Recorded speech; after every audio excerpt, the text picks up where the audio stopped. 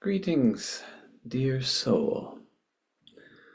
I am Crispy, a Gaian, Mayan, Pleiadian, and many other things, emissary of light. And welcome to Mayan Satsang with Crispy and Cacao. I'm going to drink deeply to keep my heart open.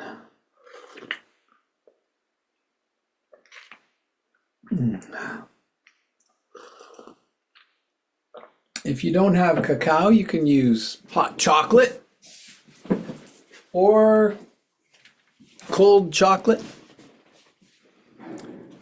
All chocolate has heart-opening neurochemical amino acid, actually, called theobromide.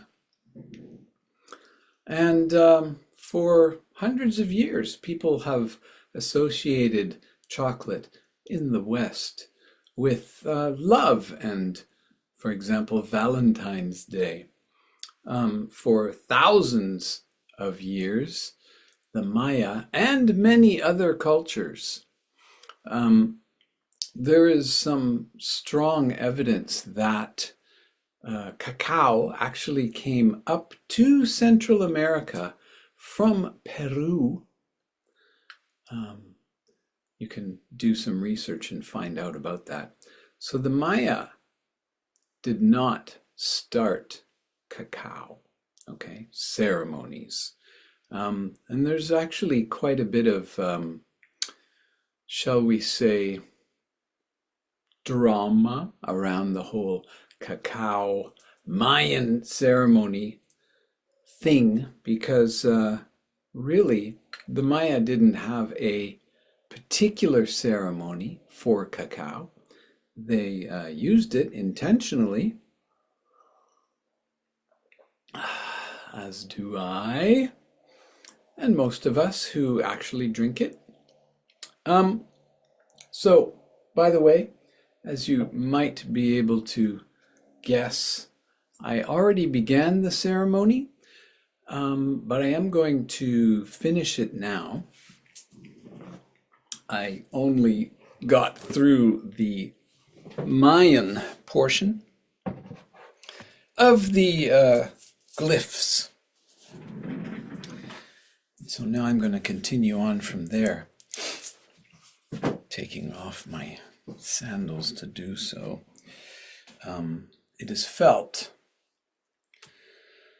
by myself that in every circumstance that it's possible, being barefoot is best for these types of ceremonies.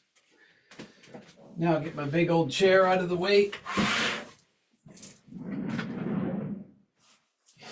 All right.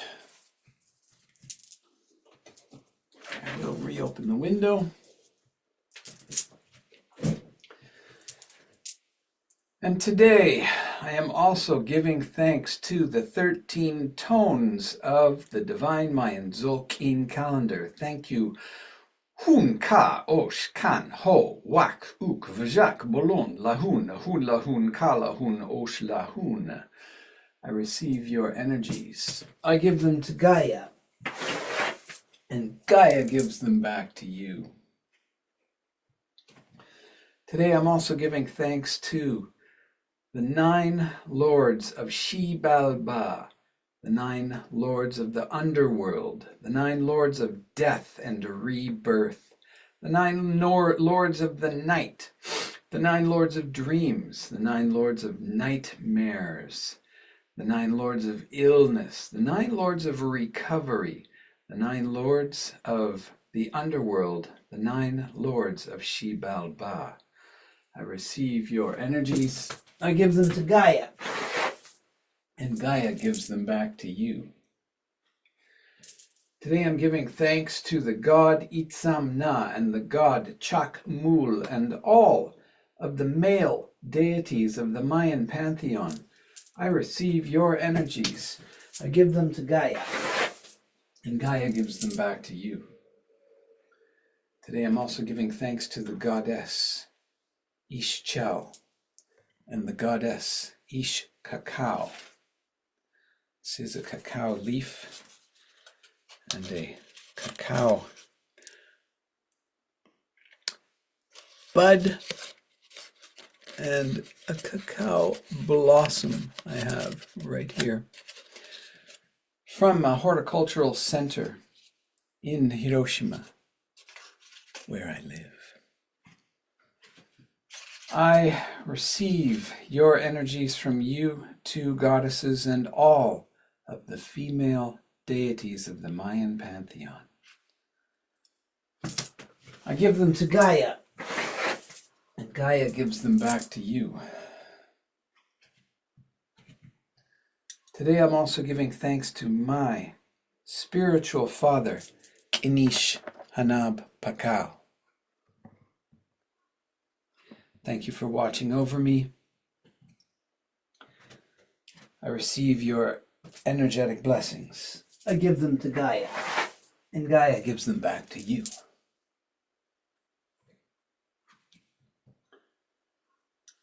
And now, by relighting this sage,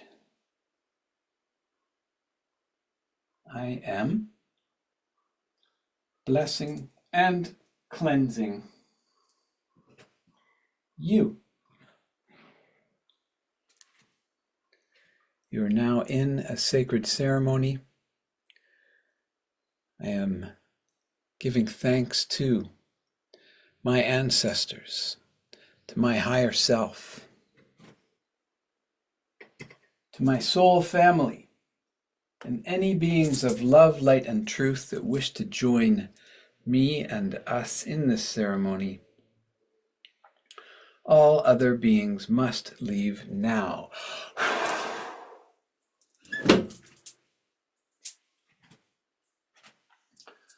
I'm also giving thanks to the 9th dimensional entity that is the Tzolk'in.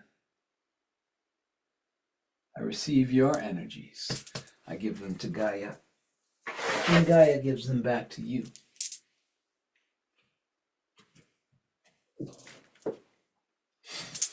And of course, I am giving thanks to the Hunabku, the one and only giver of movement and measure, the great central sun and black hole at the epicenter of the omniverse, the maker and modeler of all things physical and all things non-physical. Heart of earth, heart of sky, heart of humanity, Hunabku. I receive your energies. I give them to Gaia, and Gaia gives them back to you. I am here to do all of your work and spread all of your messages. And I thank you for your continued energetic blessings and support. Whew. All right.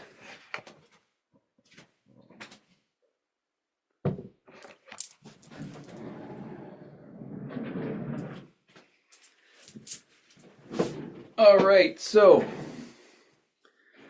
the ceremony is very, very open, is it not? Yes, it is. So the first thing I'm going to do today is talk a little bit about today on the divine Mayan Tzolk'in calendar. Now, I mentioned the 9th dimension because where is my book of hers? I should have done this little bit of preparation before we got started. Ah, yes, here we are. A somewhat, I would have made this a much more exciting looking cover. It's a little more exciting on the front, but on the back it's kind of hard to notice. Just about 45 minutes ago, I noticed an interview with Barbara Hanclau and Emilio Ortiz on his wonderful channel. And I will talk about that later today. She says in here and also in other places that the Tzolk'in, let me quote for you. This is from the preface, okay? In 1994, which, if you can do the math, was 30 years ago. At the time of this recording. In 1994, the Pleiadians said that Tzolk'in was the keeper of 9D. That means the ninth dimension. We're not talking about densities here. Barbara doesn't talk about densities. She talks about dimensions. Since Tzolk'in is the 260-day Mayan count, I initially posited that 9D must be some kind of time waves that flow from 9D into the 8D mind of the Creator. Okay, so there's a little bit more here, but we'll talk about her and many other things today. So in order to best describe things for you, I shall open up my desktop. And here are all of the key code words. Oh, let's put me right here. For today, which is Een 106. And I'll just describe what that is before we get into this. Here is one way to see the Tzolk'in, the 260-day calendar. And 1, 2, 3, 4, 5, 6, which you should be able to see is tone 2, the second tonal of the 6th glyph. Okay, thank you. Now back to here. Tone 2 is the first massive shift in the 13-day pulse wave that keeps going and going and going and going. And our pulse wave at this time looks like this. Began yesterday with, as they always do, initiating and then pairing and then activating tomorrow. And then the following day, stabilizing and then empowering. And this is my wife's Mayan birthday. And then balancing, tone 6, 7 in the middle, reflecting because it's the same on both sides, sorta, kinda. And then we have harmonizing, tone 8, patient, tone 9, manifesting, Jaguar Shaman. I'm not mentioning the glyphs, we're just talking about the pulse wave, which is commonly called, by the way, treseña, but that's a Spanish word and it means 13, so whatever. Then we have resolving, then understanding, and then transcending. So that 13-day flow of time is really the base, the foundation for the whole Mayan calendar. The 20 glyphs change every time on this pyramid of time, as it were. And it could be said, excuse me for a moment.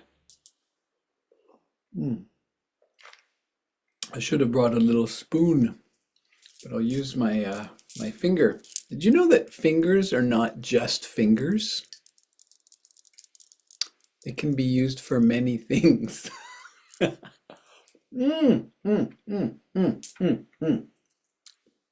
All right. Fingers. They're not just fingers.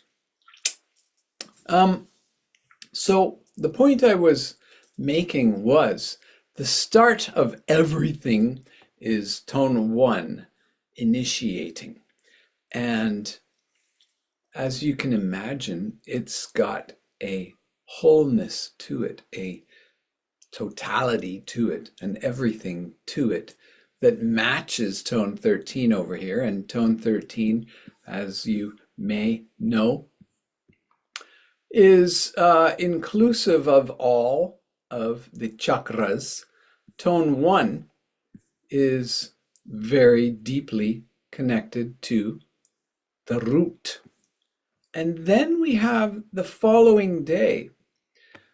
Tone 2 is the first split in consciousness. Now, what we need to recognize here is that the Mayan calendar, even though it's being used here on planet Earth in the 2020s and has been used for about 3,000 years, it's actually ninth dimensional, okay? It was brought to the Pleiades by some interdimensional, multidimensional, intergalactic, multigalactic Maya. Maya means illusion. So there were possibly physicalized beings who went from solar system to solar system within galaxies and gave them this. The Tzolk'in. Now, this is my version made up with pretty colors so as not to, why is that there sometimes and not others? So as not to distract you and force you to dwell upon the only other one that seems to be around everywhere, which is just black and white. Tzolk'in. The first one most of us ever saw. Where's the B and W? There we are. All right. So that was the first one we saw, thanks to Jose Arguelles. But he actually copied that from Tony, a man named Tony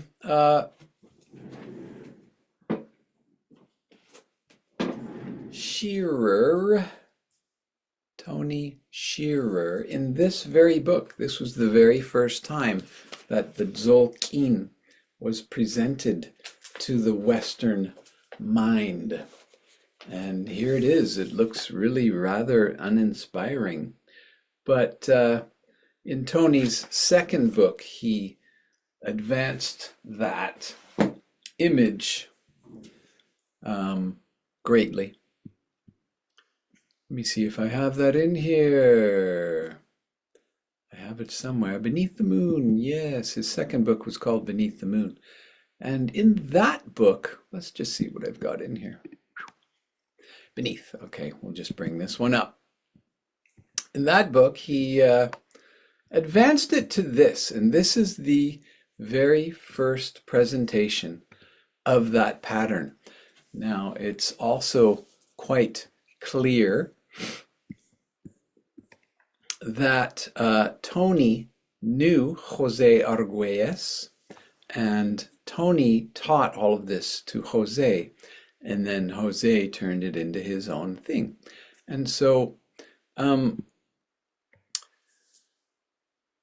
this information has come through many channels and been interpreted and reinterpreted many times, and that's fine. I think all things happen that way.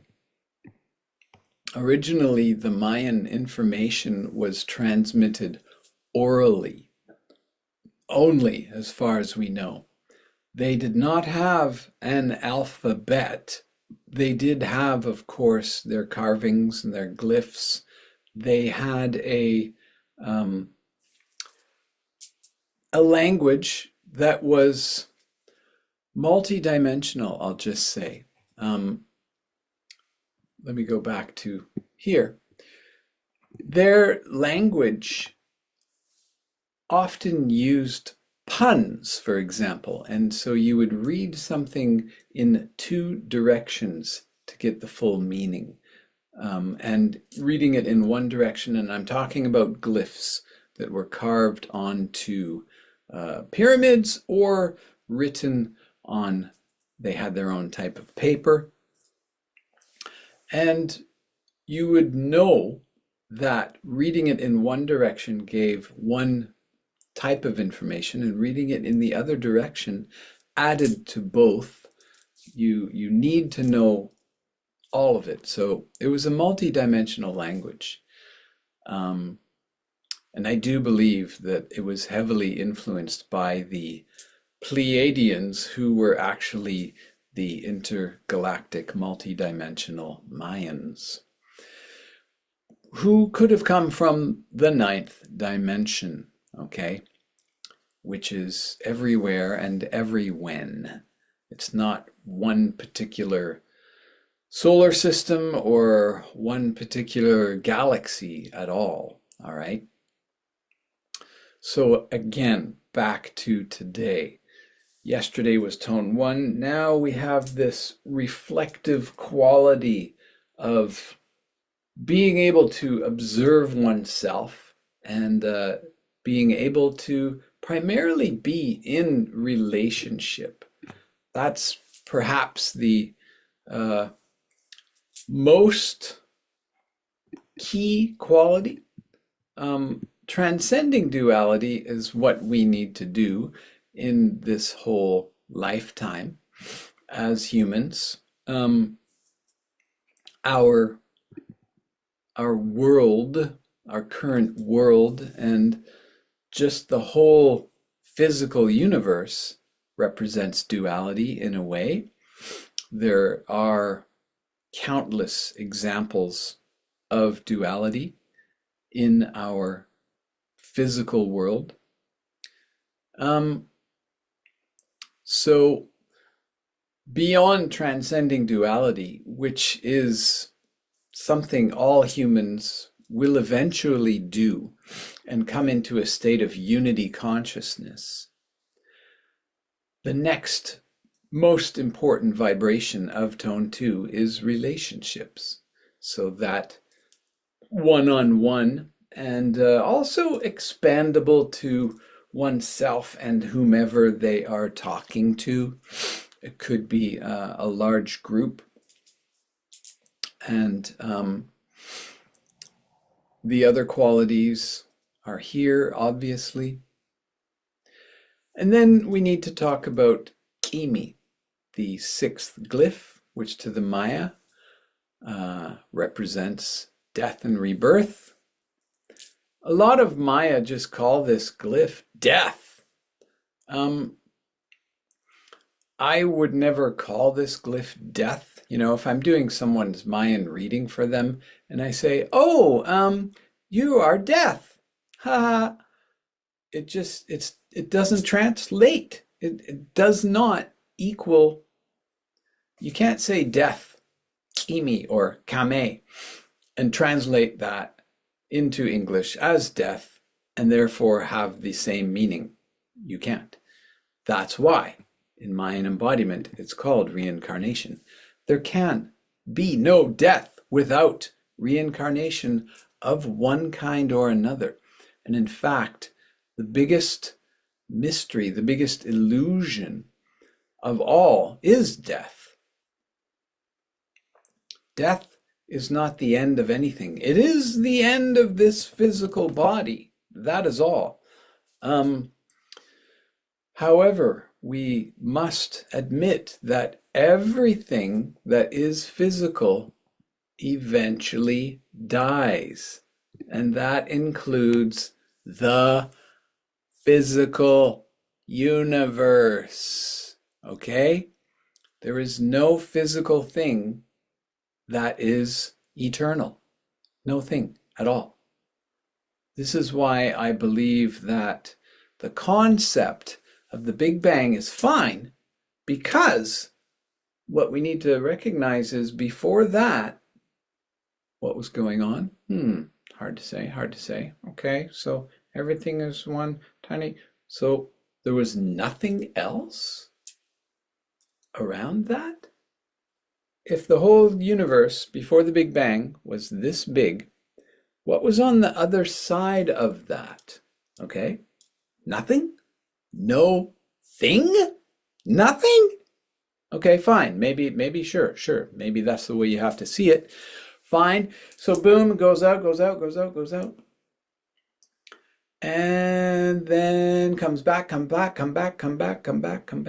then goes out, come back. This is the in-breath and out-breath of Hunab-ku, or what you could call prime creator, or mother, father, source, Godshiousness. All right?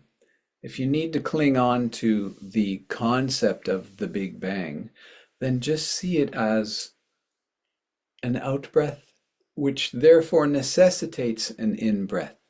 You cannot have an out-breath without an in-breath, okay? The first law of thermodynamics, energy is neither created nor destroyed, only transformed.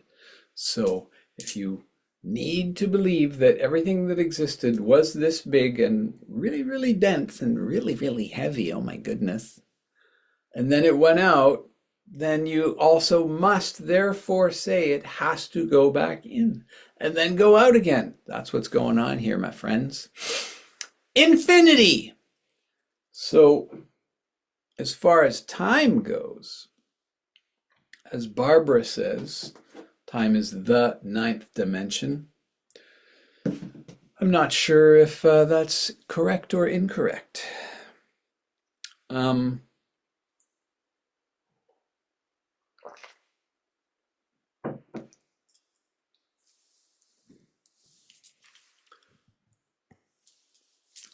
The point is this. Originally, and even right now, there is only one thing in existence. Everything that exists is one thing.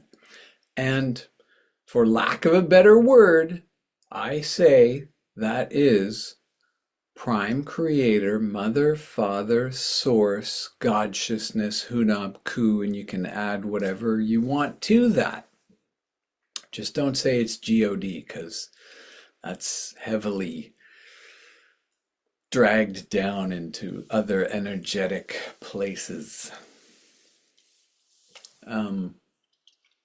Everything that exists is one thing.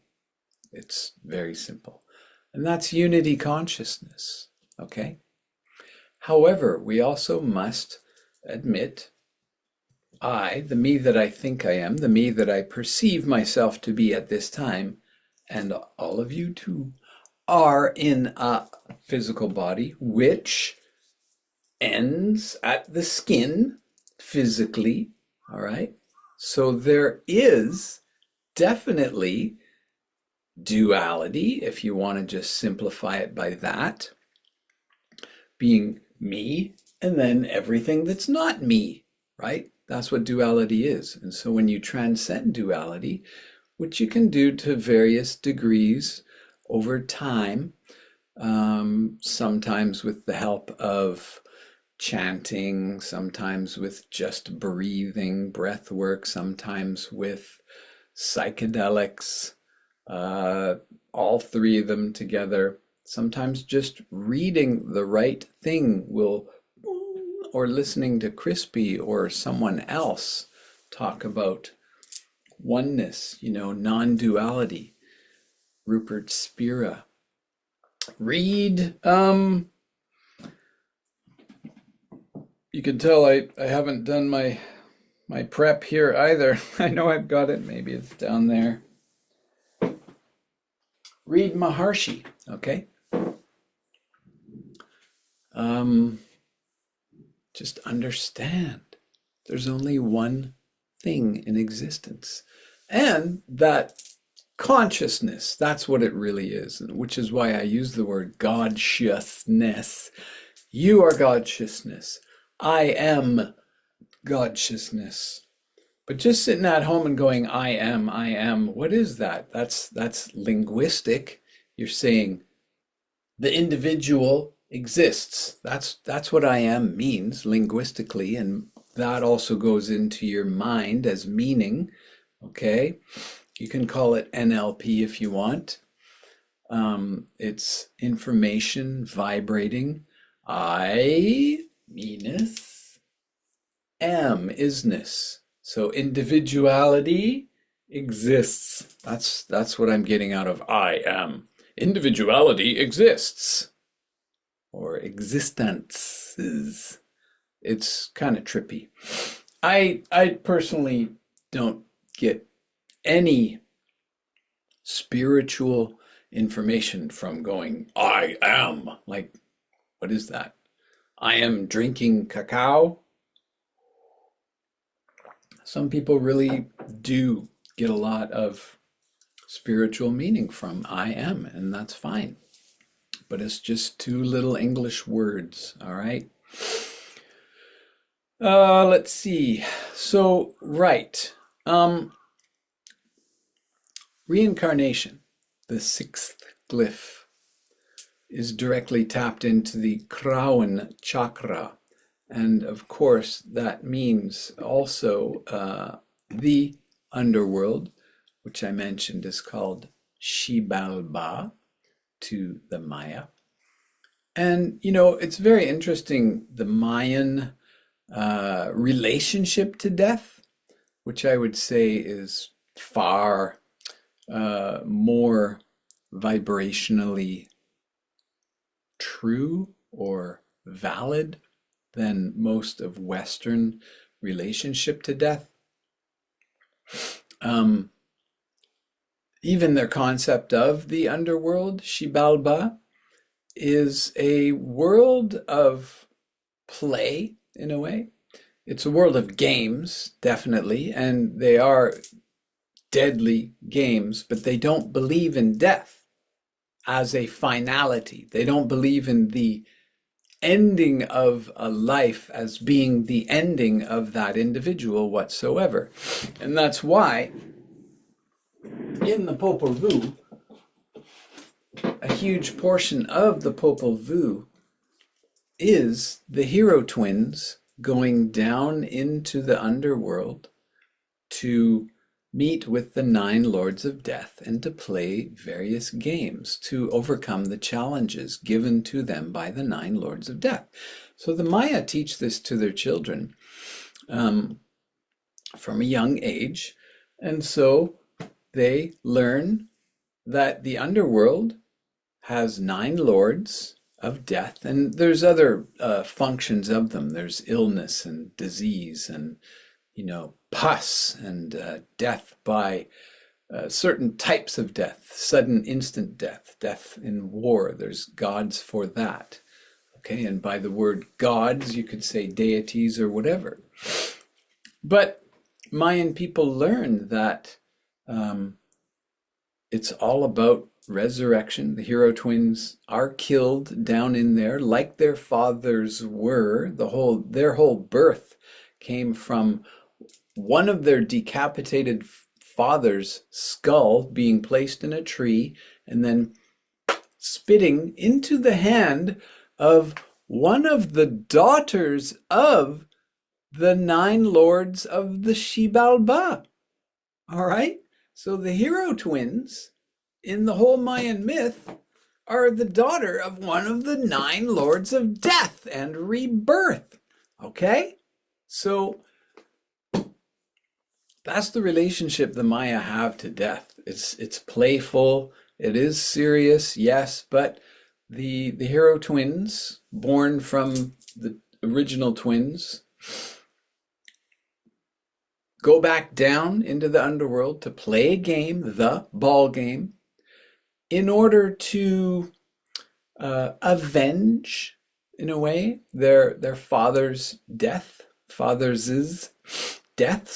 But it's really just an evolution. What it represents is evolution.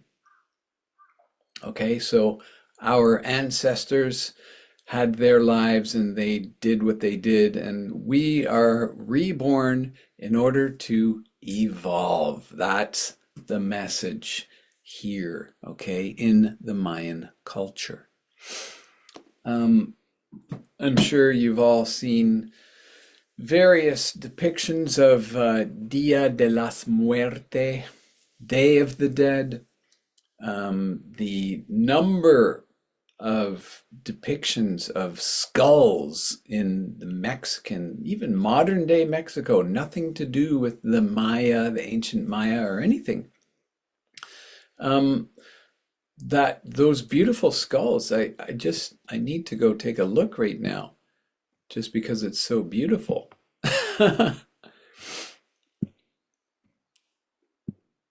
Let me go back to sharing. Okay, Mexican skulls, skull art, images, right? This is so beautiful. Wow. And that movie, right? I think it was called Coco. At least that's what it was called.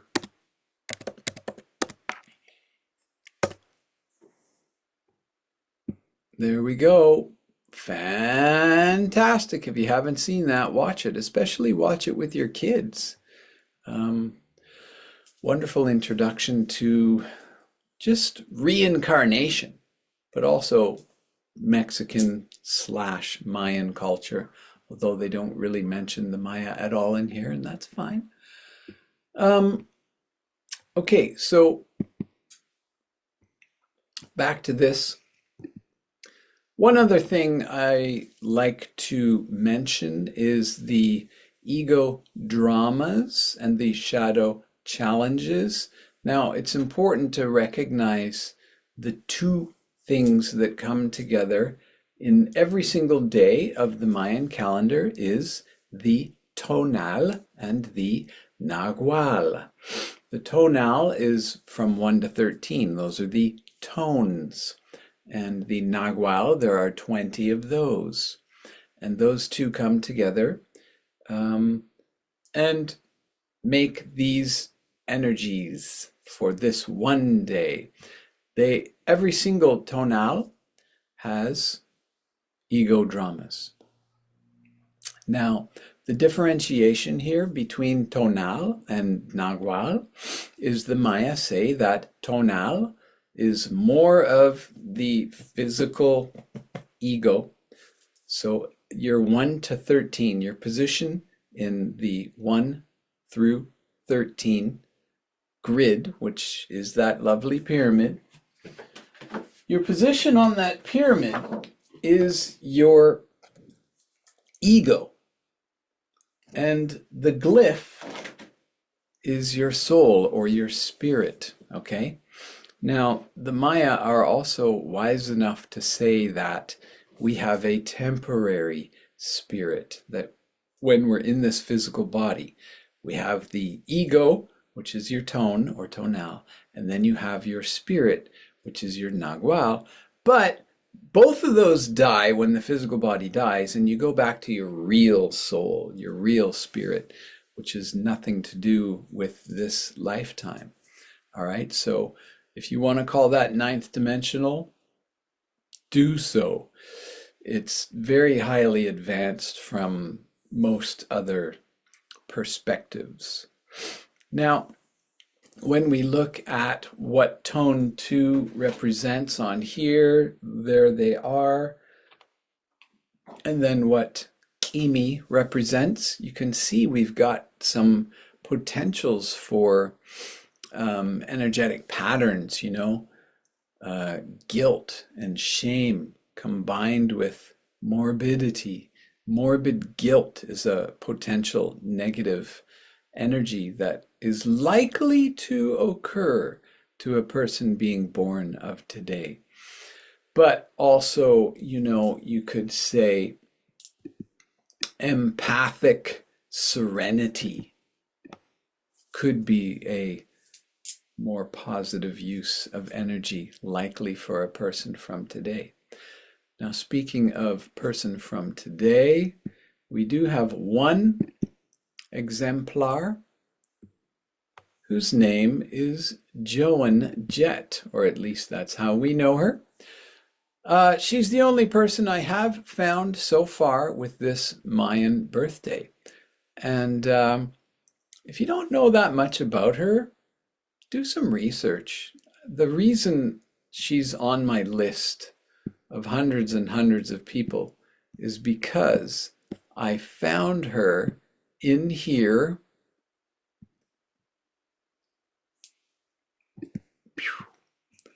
Prime Video, Joan Jett. Joan Jett, all right. Anyway, she's in there. She's probably on many other platforms. And I didn't know that much about her, really. But after I watched that, I was like, wow, you need to be in my list. While I'm talking about my list, how about I share with you some of the other people who are tone 2. This is truly fascinating, you know. This is why I do this, okay? Because it's so fascinating to me. If you look at all these people, you can see there's all of those qualities, all right? Dr. Groff and Adyashanti, Stephen Covey, Edgar Mitchell, Joseph Campbell, Martin Luther King, Edwin Hubble, Samuel Jackson, Carlos Santana, Richard Dolan, Walter Russell, Jason Momoa, and Trevor Noah. All 8 of them are pairing seed. So this is so fascinating to me. Teal Swan, Lisa Marie Presley, and Noam Chomsky. Talk about someone who's very focused on paradox and polarity, right? Now, I also need to say that polarity, as we've been taught in our very volatile culture, is a negative thing, meaning separated, okay? That is not reality whatsoever. And in my reading, I will mention that in this way, okay? The news media has spun the term polarized into a strictly negative context, but when things are polarized, it actually means they are connected. Our planet does not have a North Pole that is separated from the South Pole. They are one pole. Perhaps they should be called the North Tip and South Tip of the same pole. This is also true with our sun, Kin Ahau Ra Sol. He has a unified pole connecting his north and south tips too. In fact, every magnet, every battery, and every single one of the billion planets and trillion stars in the universe, every single one of them has a single two-sided pole. Both ends are crucial and connected. You can feel this now with new clarity, naturally. So I'll just leave this here for you for 3, 2, 1. Thank you. Goodbye. Back to Joan. Yeah. I don't really need to say much more about Joan. If you do watch her special, or if you have watched it, you can see where she had to fight a battle with the rock and roll men. She was fighting against the men of rock and roll. They did not welcome her whatsoever. The fans did. People loved her, you know, they still do. But the men who ran what became rock and roll didn't like her, didn't want her around. They thought she was stealing her thunder. And that's a perfect example of how pathetic our culture is. Okay? So I love rock and roll. I love Joan Jett.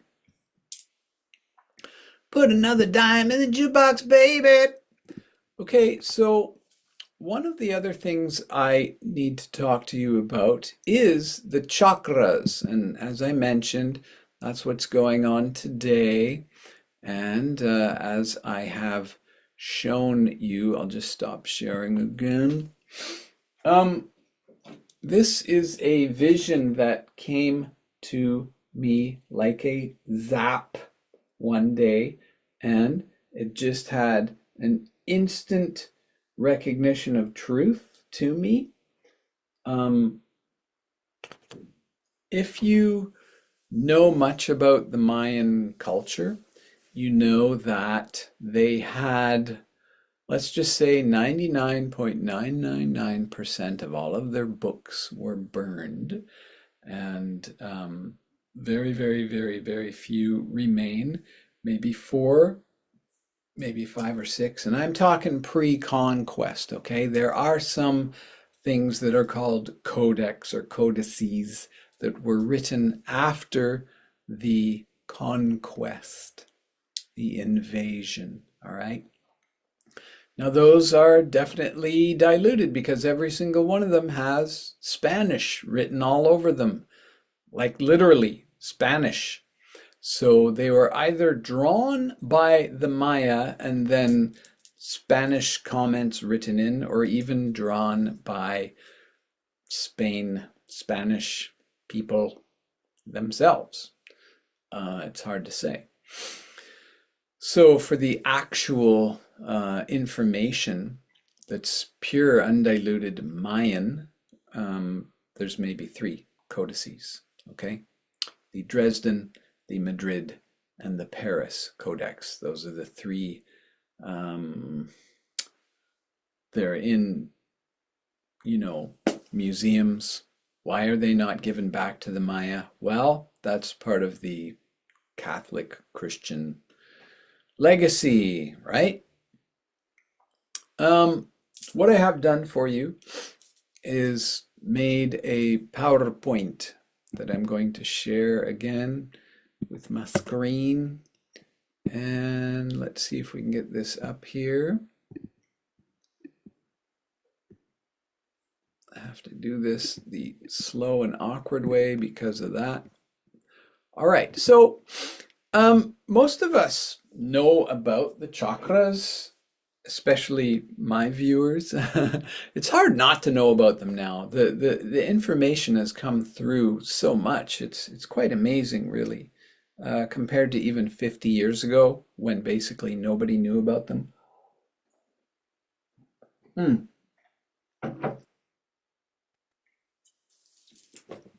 Oh, I have a person coming in, so I'm going to go let this person in.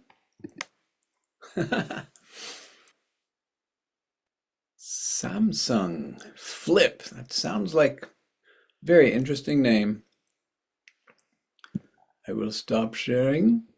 Hello, Samsung Flip. That would probably be a phony name. Oh boy, that's funny. Yes, Samsung. You can come in or not if you like. You can ask questions. You can put your camera on if you want.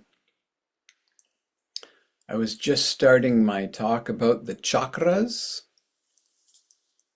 Yeah, today is only my second time I've done these, and I just announced it informally. So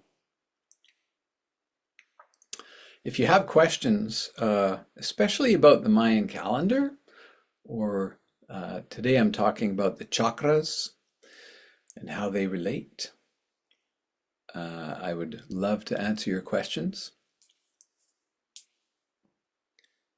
And if you don't have direct questions right now, I will go back to sharing and talking about the chakras. All right. You can chime in at any time.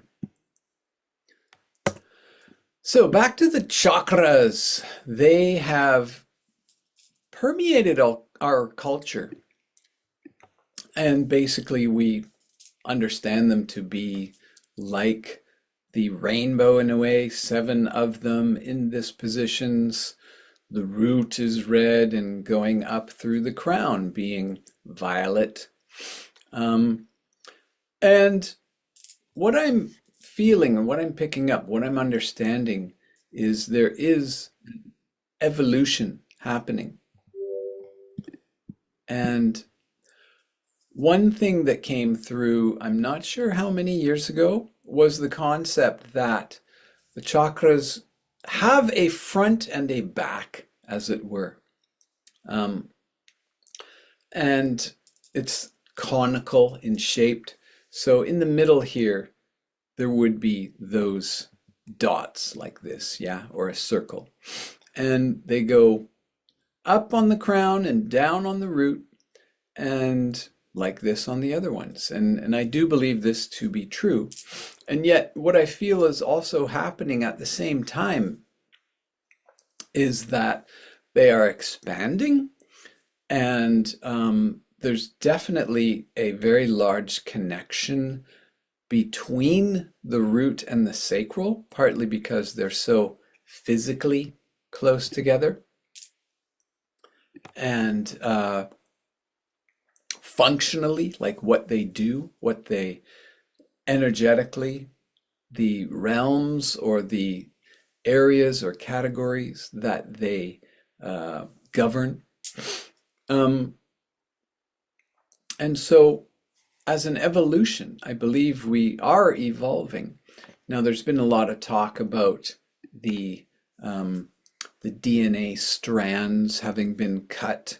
And while that makes sense in a way, mythologically, I don't believe it's actually accurate. However, if you just go along with the concept that, we used to be way more in tune and then we're way less in tune now, that would also mean the chakras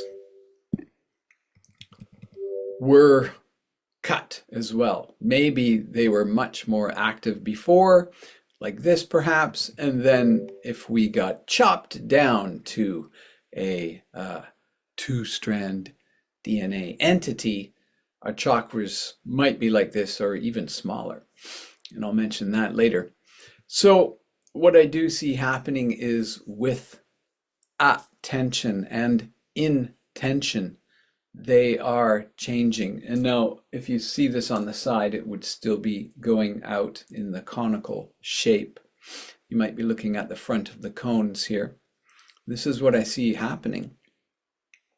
Some people like to draw the green, the 4th ray, as much bigger than them all, but that doesn't really make sense. I mean, it's lovely metaphorically again. Now, we also need to talk about the Merkaba, and that's why I showed you mine up here that I made many years ago. You cannot really talk about the chakras without then including the Merkaba, which is at least 6th dimensional, and if not 9th dimensional in vibration. So also images like this are inaccurate because you can't have your Merkaba without having your active chakras, okay? Drunvalo Melchizedek has done a lot of work on this. You should look into. That was my inspiration for making my own. He made his own. The very first one he ever made, he got some kind of a download or transmission while he was at a restaurant, and he made one of these out of plastic straws in a restaurant, I believe is the story in his first book. So Merkaba, yes, but chakras, yes. You can't have one without the other. And you have them all right now, okay? They are part of you. They are actually you. Your physical body is much less you than what you're seeing right here. This is you. This is your eternal soul, basically. Every single human being is a holy hologram, a divine fractal of Godsciousness, and just like your physical body having one thumbprint, which is unique, every single human being has a slightly unique pattern of their chakras and Merkaba. It's just the way it is.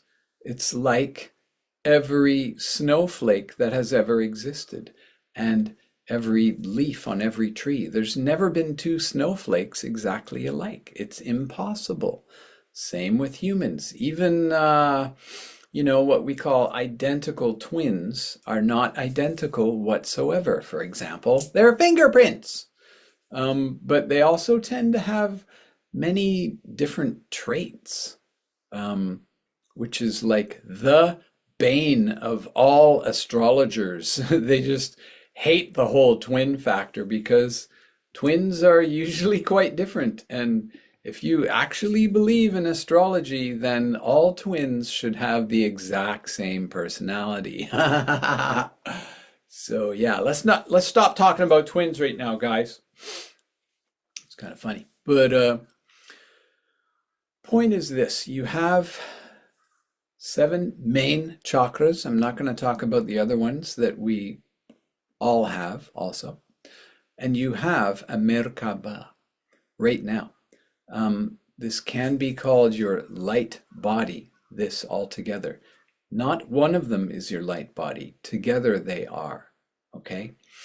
Now, by the way, I do have a meditation for this on my YouTube channel that I really think you should listen to.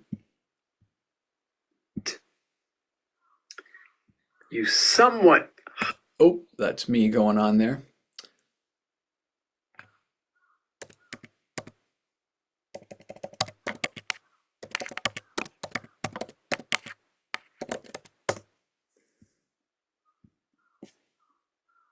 Oh, that's not mine. Go back into my channel. Sorry. Right, here we are.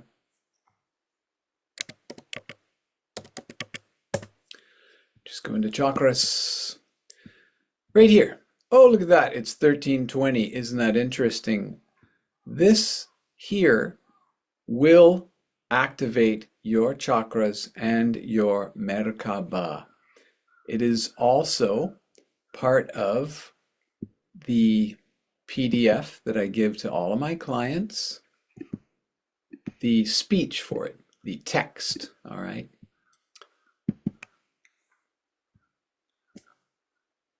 This is the text right here for that and the instructions, okay? You have chakras and a Merkaba. You only need to activate them, which you can do very easily, as I have mentioned. Now, let's take that down. So what I do believe is an evolution, and it could be a revolution, as in re-evolving. This could have been our state where, let's just say in Mu or even Atlantis, people were walking around with a much higher vibrational state, aware that they had chakras and Merkaba. And by the way, as explained in my video and in that written text, we do have the 2 pyramids, as it were. They are a tetrahedron, and the upper facing one, starting here and pointing up, is the divine masculine, and it's accessed by using your right hand, and it spins this direction. And your earth-facing Merkaba, pointing down, is accessed by your left hand and spins in this direction. All right? So if you want to spin your Merkaba, just say, I am now spinning my Merkaba. That's part of the meditation I gave you, part of the written text. If you want the text, I will send it to you. But as I said, anyone who does a reading with me, a person for whom I do a reading, you get that document. It's all in there. And what we're really talking about here is ascension, okay? If you haven't picked up on that yet, the information that's in Mayan embodiment is about ascension. What is ascension other than transcending your own ego, and which I call the shadow ego? The shadow ego can be seen here and here, all of those qualities and many others. That's just for today. These are what bring you down and keep you down in the third dimension, okay? It's drama, really. And so transcending duality means transcending all of your shadow ego dramas, okay? Now, it should be mentioned also that I think you know this if you've been hanging out with me for a while, but everybody has, where's the easy image? Everybody has 4 guides, okay? Which came to me in my first major download. So we all have 4 guides, and each one of those guides has shadow ego dramas as well. Oh my God. So here's the ones just for today, but that person born today will also have shadow ego dramas for their past wisdom guide, divine feminine, divine masculine, and future vision guide. Not all of them will be active all of the time. That would be pretty heavy. But, you know, if you are having issues with activating your divine masculine, I can guarantee you that it's your shadow ego dramas that are right here on your chart that will be blocking you. And if you overcome those, boom, divine masculine activation. Same with each of these positions. If you want a clear path to your future, then you work through the shadow ego dramas that show up on your future vision guide, which happens 8 days after you're born, by the way. That's what that represents. This is my birthday. 6 days after I was born is my divine feminine guide. 6 days before I was born is my past wisdom guide. 8 days before I was born was my past wisdom guide. Sorry, this is my divine masculine. 8 days after I was born is my future vision guide. So, if you do the work, which is clearly described how to do that in the segment called Shadow Ego Work, which is really based on forgiveness, and there's a very clear and effective way to deal with that here, then you're going to raise your vibration. It's that simple, okay? And part of that is the chakras. Yay! Where is my PowerPoint? Hello, PowerPoint. So, That's the next stage. So part of our activating of our chakras and Merkaba means that, again, moving into unity consciousness, seeing all the chakras as separate is part of the divided consciousness. Seeing them all as one thing is unity consciousness. So that happens once they've all been integrated and activated. What we become aware of is that we are a sphere, which again taps into the number 13, because if you look at these points, there are 12 of them, including the front touching and back touching. 12 points touch the sphere in equal positions, creating the 13th energetic wholeness. So that's what's happening here. We are still like a bubble. This could be a droplet of water in the ocean of consciousness. When we rise up, we will join into larger droplets, which is our soul group, for example. And onwards and upwards until there's only one thing in existence, and that is our consciousness that has re-emerged with itself. So that's what's going on. That's the evolution of the chakras as I feel it. Now, I think it could also be said that the very first slide I showed you, if you recall, these little dots were a little bit larger. I think most of us walking around today, not those of us on this, watching this now, because we are actively on the path to ascension. Most of the people in the world who are not on that path yet, in their conscious awareness, everyone is on the path, but if you're unaware of that, it hasn't been activated. So you need to consciously activate your own ascension. You can do that through the Mayan calendar, especially through Mayan embodiment, obviously. So I think most people are walking around with very stunted or inactive or low vibration chakras. And it could even be said that they're very, very active in the lower 3. The others are still there, but highly inactive. If you don't know that much about the chakras, there's just a couple million places you can check. The ones that I use, again, come from here and all of my other research. There's Today, by the way.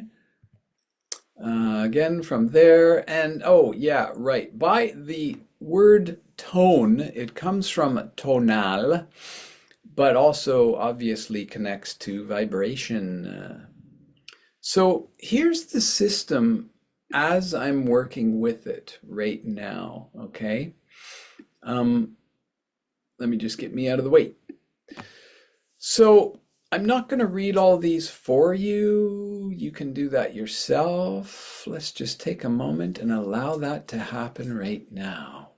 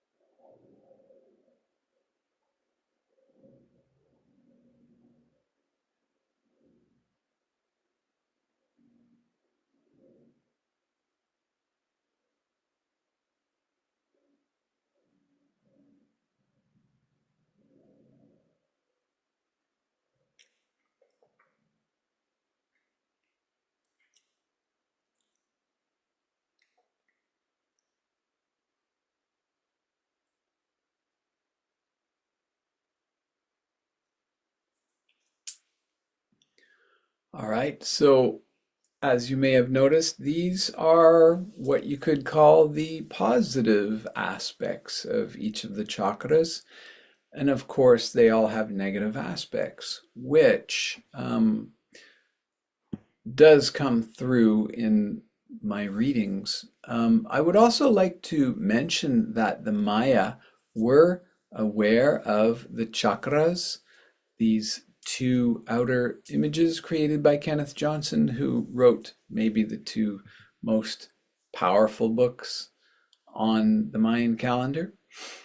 A man with whom I've had hundreds of emails, and I've done a workshop of his. I know his material intimately. And so the Maya did know about the chakras. This is the one in the middle, the only document that we know of, and it's one of the what you would call codices.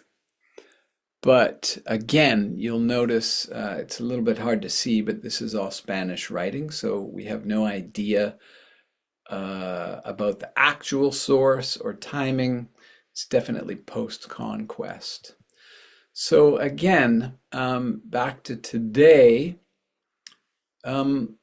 Joan, highly activated in her sacral and her crown, as I mentioned.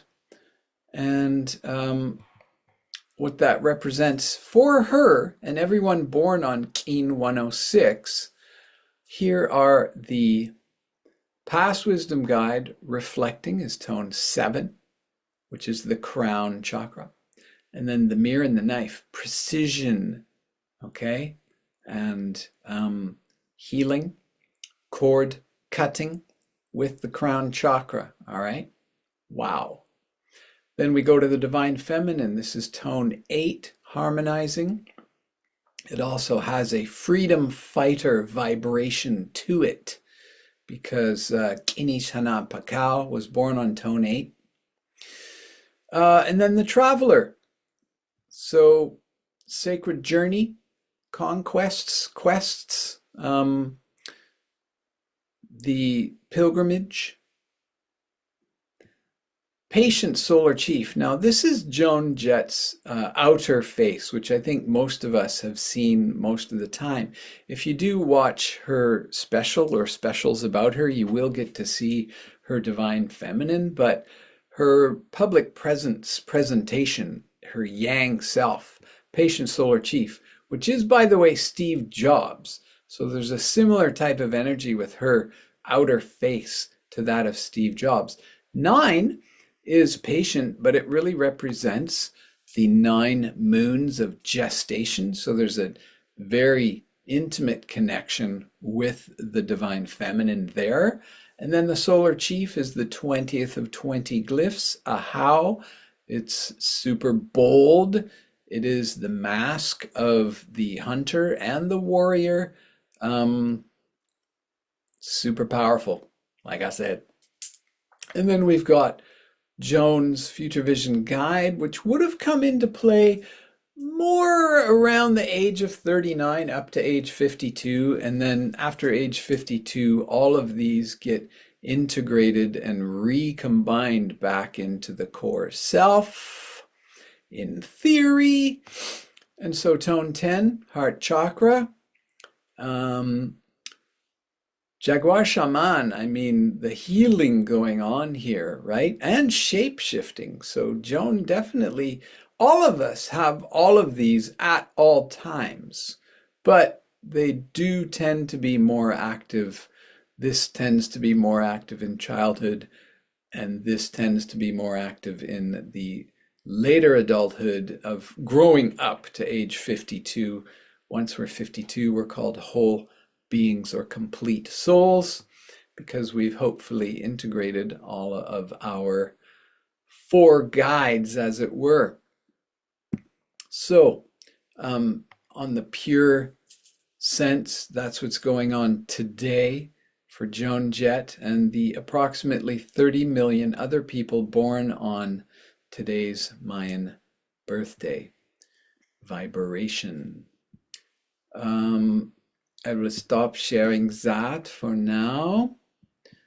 And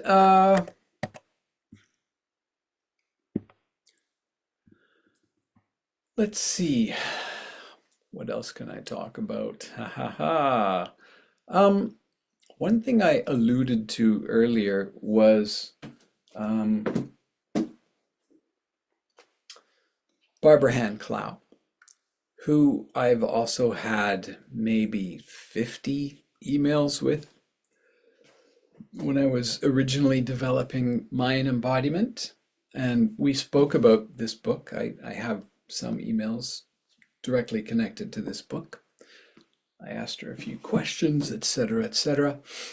And what I want to do right now is play the short segment. It's under 2 minutes of her interview with Emilio just a short while ago. Let me see if I can bring that up easily. I copied it with my phone.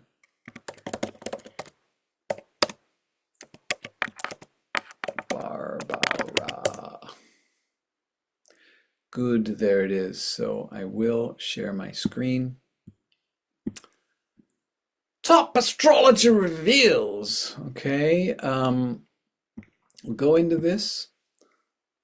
And he's got the chapters and I think it's the 4th chapter, is the Mayan prophecies. Oh, too bad it's not 1320. Ha ha ha. All right, so let's go to that. Came here in order. Yeah. Barbara, I had a sort of interesting question for you, and that is, what were the Mayans right about? Well, that's a very good thing to insert here, because the other reason the 20th anniversary edition, the 3rd edition, came out is the one thing that was not finished in the first 2 editions was the issue of the Mayan calendar. And so I had been a publisher of Mayan calendar books and also a researcher. I wrote a book called The Mayan Code. And the issue of the Mayan Code and the Mayan calendar is it's very clear that the ancient classical Maya people knew that this period in time, the 21st century, was when the awakening would happen and when humans would move into multidimensional consciousness. And they knew that, and we know they knew that because they had a calendar that gave the dates that are exactly our period in time. Now, the question is, how could the so-called primitive people 2,500 years ago have possibly known that this was the time of the awakening?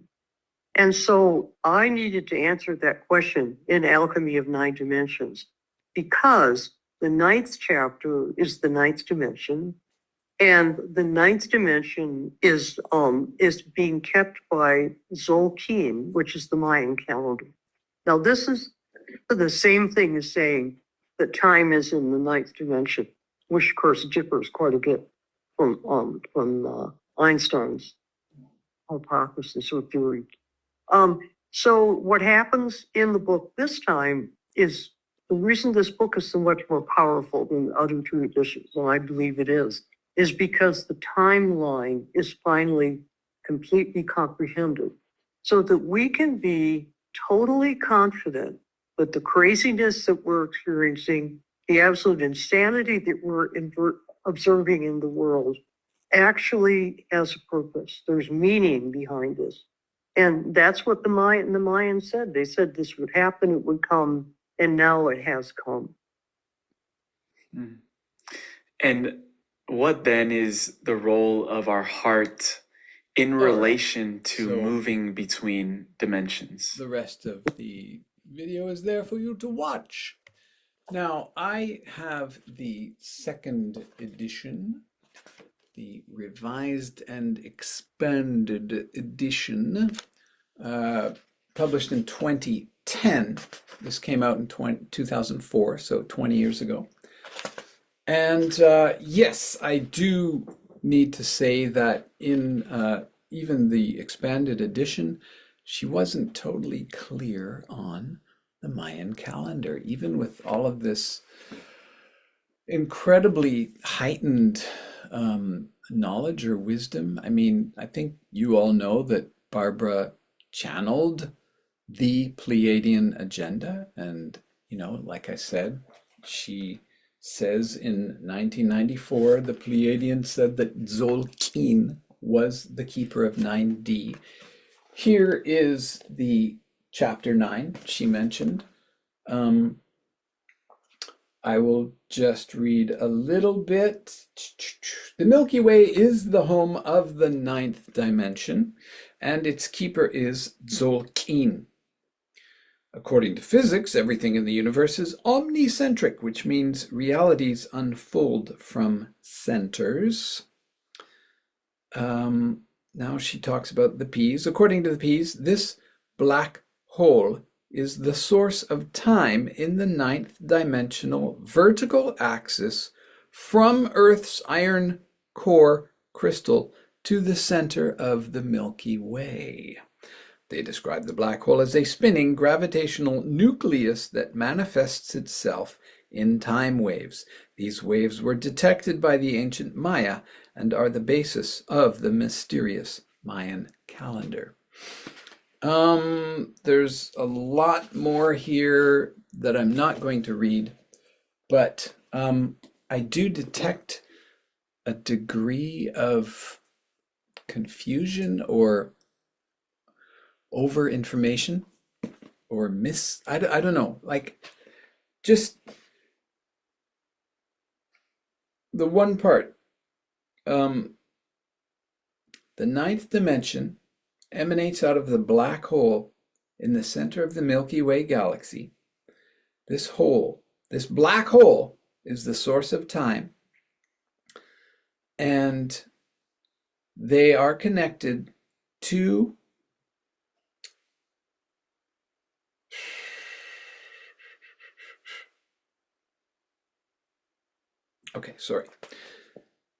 This black hole is the source of time in the 9th dimensional vertical axis from Earth's iron crystal core to the center of the Milky Way. The 9th dimension is everywhere. It's not in the Milky Way, okay? It's not physical. The 9th dimension is not physical. It's not in the Milky Way. It's not connected to Earth's crystal core and not connected to other places. Sure, Earth's crystal core, Earth is in the 9th dimension. Everything is in the 9th dimension. There's no end to the 9th dimension. It's not a place. So there's a lot of things in here that I'm not grokking. So the other thing I've prepared for today is a little bit of talk about,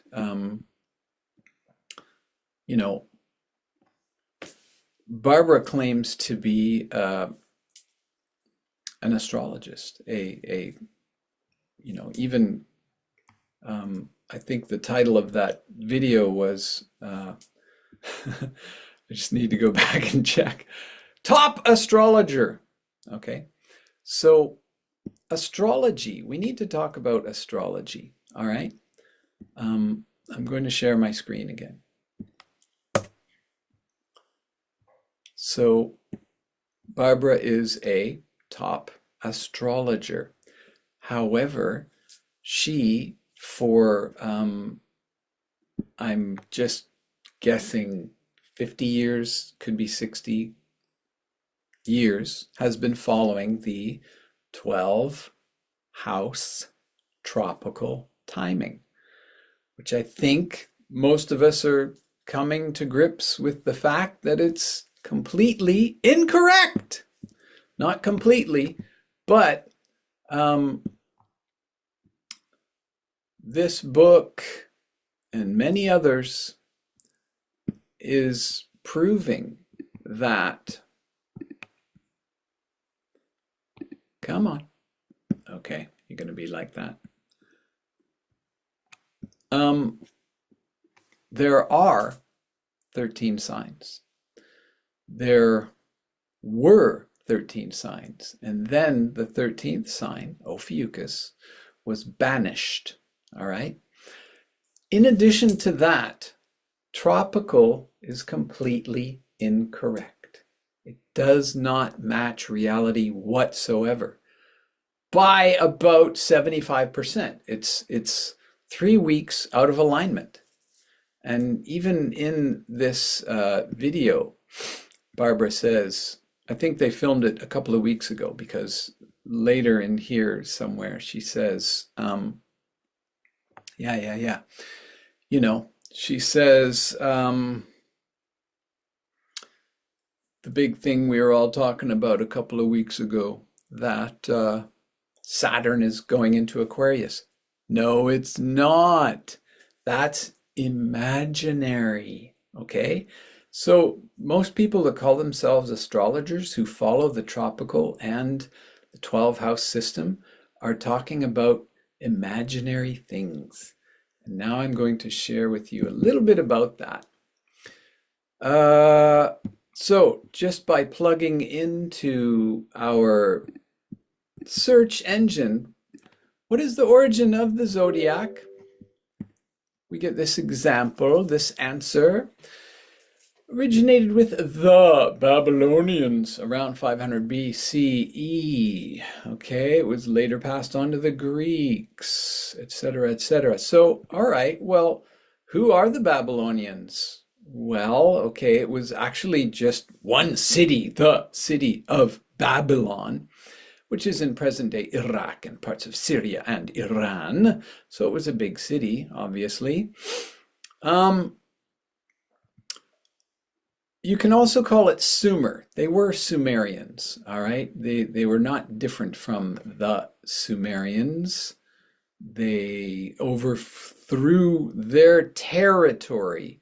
So then all of a sudden they were called Babylonians, but they were still the Sumerians, whatever that means. Now, later passed on to the Greeks. So all of the myths that were originally Sumerian and then Babylonian, and again, let's just say 3,000 years ago, okay, was the origin of them, were then transferred into the Greek language and culture. So what we need to think about is the misogyny in Greece, and it is very well recognized, okay, that Greek culture had a horrible portrayal of women over our kingly. I mean, you can look and look and look and just be disgusted if you want. And this same information was transferred into the Tower of Bible, or Tower of Babel, or the Babylonian. It's all super connected, okay? Back to this, look at this here. They divided the sky into 12 equal sections of 30 degrees each. So they said, well, I don't really care what's actually going on. We're going to divide it up like this. And, you know, as far as a toxic masculine approach to the world, you look up at the sky with a billion trillion stars and you divide it into 12 precise segments and you say, this is reality. Where before that, there were 13 constellations with unequal derivations, which is reality. For example, the one we're missing, I think we've been talking about, Ophiuchus. If you look into the sky, here we are. This is the band, the middle band in which we see these. And, you know, first of all, like a couple of there, that equals a ram. How do you come up with that? You know? It's just fascinating to me. This should be called triangle. Why is it called that, you know? This is like spider web. Whatever. Now, Ophiuchus itself also is greatly portrayed as a man, and I don't think that's true. I think it was a woman, a man with a womb. Here you've got really sharp, scary teeth on this side and no teeth on this side, and then no teeth, but on the other side. There's all of this confusion around it. Even, as much as I believe that Ophiuchus belongs in the system, but, like, how do you come up with a ram's head? And what does ram mean? And why is that governing a huge part of our society, at least people who believe in astrology, which is not everyone, by the way. How you come up with mythology based on picking out certain stars is cool. It's fine. It's been there for a while, but it ain't science, okay? None of it's provable. None of it's verifiable even. You just have to buy into the system and buy into the books and get a reading and then buy into it. And if you don't buy into it, then it has no effect on you whatsoever. Here's a good glance at the information. You can just check on Wiki. Right here, this is what's actually happening in the actual sky, okay? This is close, and sometimes it lines up, but this is the actual sky if you use an actual telescope. So why would you even use slightly different dates? These are wrong by 3 weeks. The tropical zodiac was created 2,500 years ago. The Earth shifts 1 degree every 72 years. So this is wrong by about 3 weeks. But even here, these do not match up with using a telescope. So unless people are using these actual dates, and I believe including Ophiuchus. Now it's fascinating here that right now, today, we're in the middle of the actual Ophiuchus time. And it's also fascinating to me that Scorpio is 6 days long. The sun rises in this constellation of Scorpio for 6 days only. It's only if you use this fabricated 30-degree things that Scorpio is from this date until that date. No, it's not. It's fake. It's completely fake to use these. And even these are not accurate. Once 13 house accurate astrology is happening, maybe I'll pay more attention to it. But really, as far as myths go, these are the ones that make so much more sense to me, obviously. And here's the funny thing I need to say. Stopping sharing. Mayan astrology has nothing to do with the stars or planets. It's not astrology. It's not astronomy, except in the way that, here I need to bring up another image that I've used many, many times. The Tzolk'in, which is a 260-day reckoning of counting, actually fits into the precession of the equinoxes perfectly. And I am going to go through that slide by slide with you because it's one of the most important things I can possibly teach. No one else is teaching it. And it goes above and beyond all forms of earthly astrology. If you want to talk Chinese system, that's fine. If you want to talk, well, the Zodiac is absolutely fraught with drama and problems and issues, as I think I just made very clear. So yeah, sure, the Chinese, the Japanese is the Chinese system. There are other systems you can use, but why not use the Mayan? Here's some extremely powerful information, okay? So everything starts with one day, the Tzolk'in. And one day is called Kin, okay? Here we go. Now, the Tzolk'in is 13 tones and 20 glyphs, equaling 260 days. The tune, which we almost never hear about, is a 360-day cycle.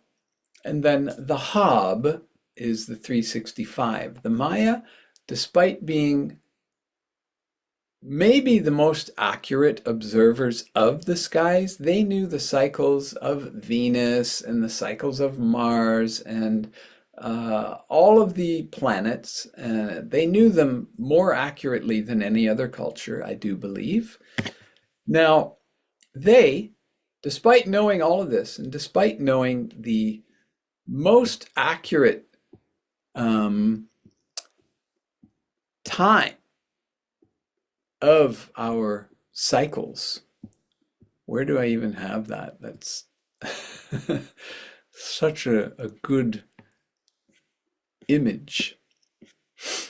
Despite knowing the length of our year extremely precisely and the length of our lunar cycle to within a few minutes, they do not use the 365.25. They do not acknowledge the leap year. There we go, perfectly.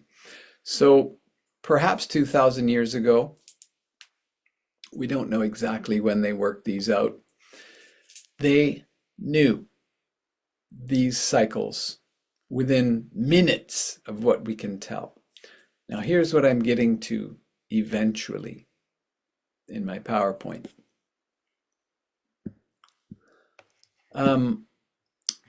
Now the famous day 2012, December 21st, we've got the 12-year anniversary of that coming up real soon. That was called the long count. Now there's some differentiation. The Aztecs called it the fifth sun, and I believe some of the Maya called it the fourth sun. So ending the fourth sun was on that day. The Aztec called it ending the fifth sun. So now we are in the sixth sun. The important thing to know here was the long count was precisely, exactly 1,872,000 days, or 7,200 Tzolk'in, which is also, by the way, 5,200 tun. And the other way to look at the long count was 13 baktuns. One baktun is 144,000 days long. So that was the long count. It's approximately 5,125 years, approximately. But again, it's a day count. It has nothing to do with years in particular. It is Tzolk'in and tun count. Next, a little breakdown of the 13 baktuns. Again, this is very important coming up. 5 long counts, which means 65 baktuns is the whole precession of the equinoxes, okay? Now, it's often called 26,000 years. No. It's often called 25,000. No. Some people call it 24,000 years. No! Those people are very hung up on 12. 12 is so important. and the precession is 24th. No, that leaves out a massive selection. And by the way, if you count the 13 constellations as being important, then 26,000 divides by 13 very nicely, doesn't it? Yes. But again, it's not entirely accurate. Here's what's accurate. 9,360,000 days is 36,000 Tzolk'in, which happens to be 26,000 Tun, and therefore the precession of the equinoxes is exactly 25,643 plus 310 days. I can guarantee you that is the exact length of the precession of the equinoxes, which, by the way, Barbara talked about also in here, okay? Most astrologers talk about the precession because it's important, but they don't even know what they're talking about. This is the truth, my friends.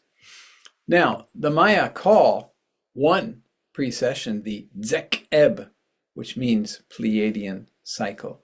So again, this information came to them from the Pleiades. So what this means is the Tzolk'in is a fractal of human DNA and the precession of the equinoxes. It is so far above and beyond multidimensional than any other system on Earth. It just blows my mind, you know? That's the end of this slideshow. Now, what I need to say, I will stop sharing to do that, is that a lot of people feel that standard Western astrology with 12 houses and the tropical dates they've always used and always heard about, a lot of people feel that it's incredibly accurate. It's like, oh my God, it's so true, it's so real, it's the only thing. They can't even imagine. That's why if you mention sidereal to them, they're like, ah, evil. Or if you mention the 13th sign, they're like, I think 13 is sacred, but I don't know. It's a monkey wrench into their system. Now, as I've clearly illustrated, only with the thinnest glimpse, Grecian and Babylonian, and I would also say Roman, depictions of femininity is extremely disempowering. Therefore, tropical 12 house astrology is disempowering to women. Oh my God, he said it. Oh. That's if you believe it, if you believe all those myths. You might have to skip over that part. Okay? So why would you even do that? If you're going to believe something, why do you skip over parts of it? Now, let's talk about sidereal, which, as I've also illustrated, is not actually accurate. You really need to use perfect telescope. Perfected telescope. Where does this star or constellation collection of stars rise on what day? Otherwise, you're making shit up. It's fake. It's just myths and stories that have no validity. Now, speaking of validity and myths and stories, one that's super pervasive is that Mars, for example, is the god of war.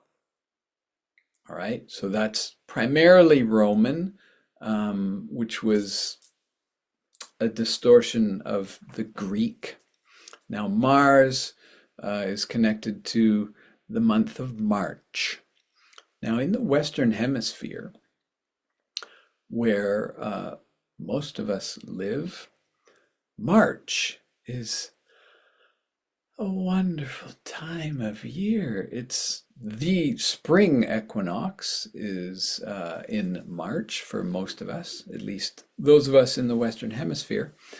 Flowers are coming up. It's the rebirth. The Earth is undergoing her rebirth in the Western Hemisphere. In the southern, in below the the equator, we have the Earth going into autumn, the exact opposite, which is amazing and incredible and fascinating and part of duality. And I would also say part of polarity, being a positive pole on the same pole. You know, the equinox is often depicted in the middle, and the north and south poles representing the winter solstice and summer solstice on the same pole. And then the equinox, those two equal days, equal night. That's what it means, okay? So if you're following March as spring, then why is that war? Why is Mars the god of war? Who said that? Bullshit. I call bullshit on that. March, or the third month, or the moon associated with spring equinox, is life and rebirth and flowers and beauty. And it's also death. And you could say it's the maiden and the crone, okay? It's not just one or the other. It's both. And neither of them is war. That's my point. All of the myths, not all, but many, many, many, many, many of the myths woven into 12 House especially, but even Ophiuchus, why is it some guy, I can't hold a snake, oh my God, like, who drew that? Why is it not a goddess in love with the serpent? And that's where I'm getting to with the Tower of Bible connection here. The toxic male priests of Babylon and Sumeria and Greek and Rome wanted to destroy the connection with the goddess. The goddess is represented by 13 and Ophiuchus, and I believe Ophiuchus was the serpent charmer, a female, a divine feminine presence.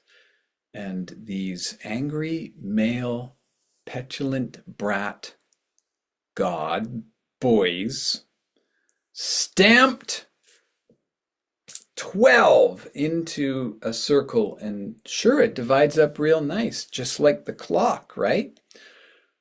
But how can you look up at the sky and whoosh, whoosh, draw a line? There, that's this. And this one right here is March, the god of war. 'Cause I said so.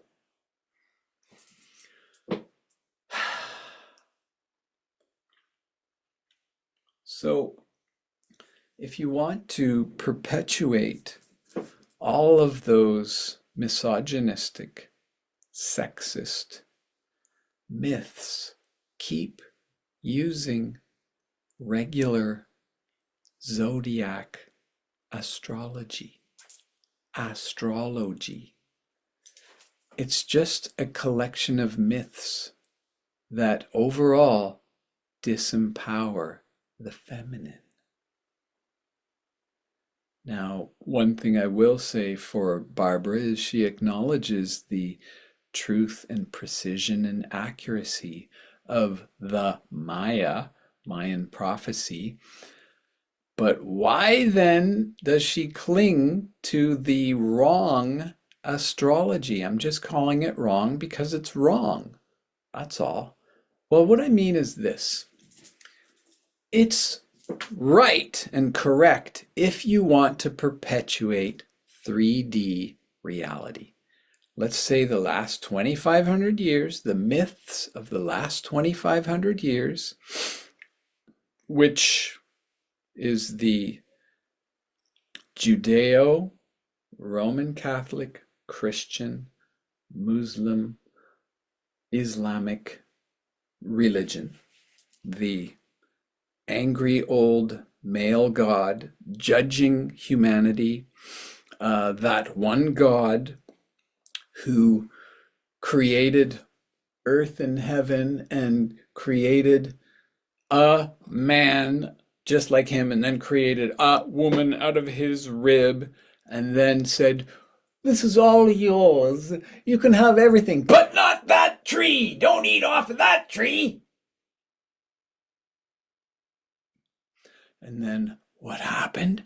The serpent came down from that tree and said, "Hey, lady, eat this fruit. It's real good." And she was like, "But God said not to." "Oh, no, you should. It's so delicious." "Okay, I will."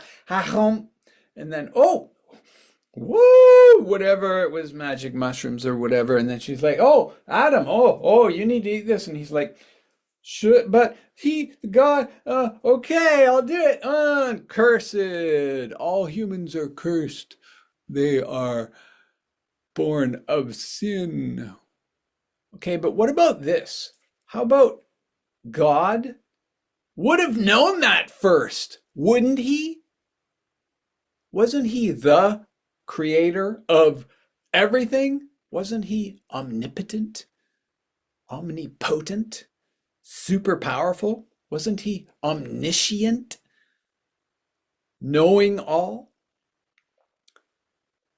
Wouldn't he have known that Eve would eat that? Didn't God make the serpent? Where did the serpent come from if God didn't make it? Right? Okay? Do you see how poisonous a myth that is? And then to say that humanity is born of sin? All of that mythology is included in the 12 house tropical zodiac. All of it. It's all included. You can't pry one part of that out and say it's not. I'm sorry.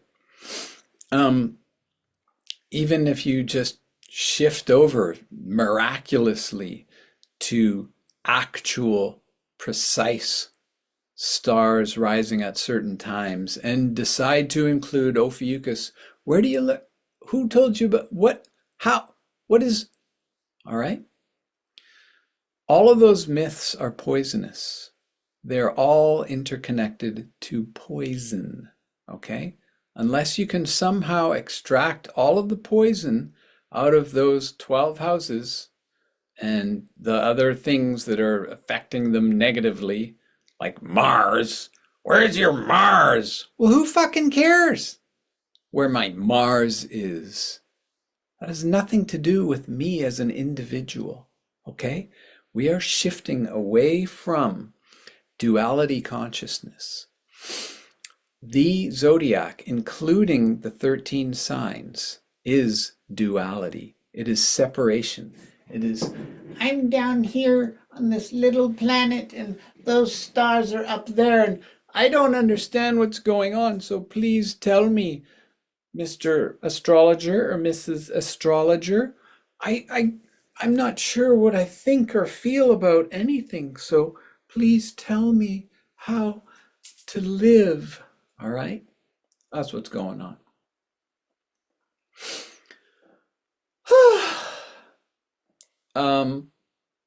I'm over dramatizing here to overemphasize. If you do move on to sidereal and the 13 signs, just keep in mind it's still Babylonian, Sumerian, Greek, and Roman. And that's about this big of the whole world. The world has a lot of other cultures in it. All right? I think you know that.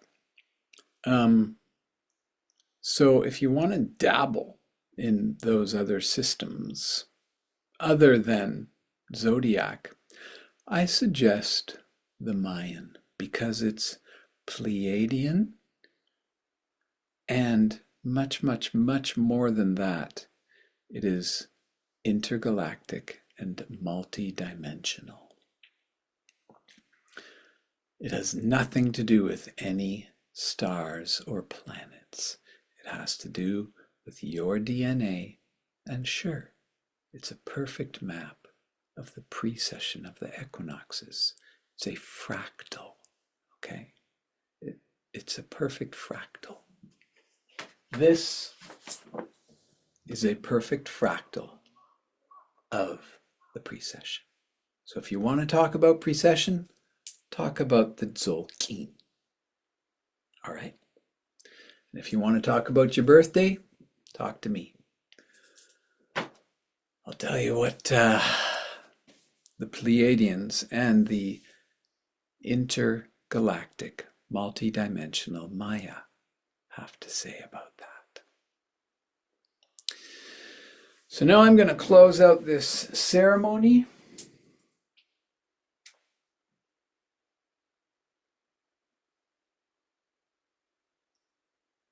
By lighting this sacred sage, I'm giving thanks to Mother Nature and to Goddess Sophia Gaia.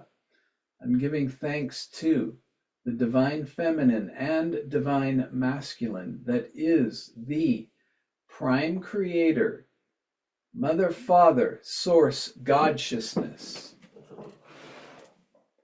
And I am cleansing myself of any negativity that I may have experienced from this transmission. I am now blessing you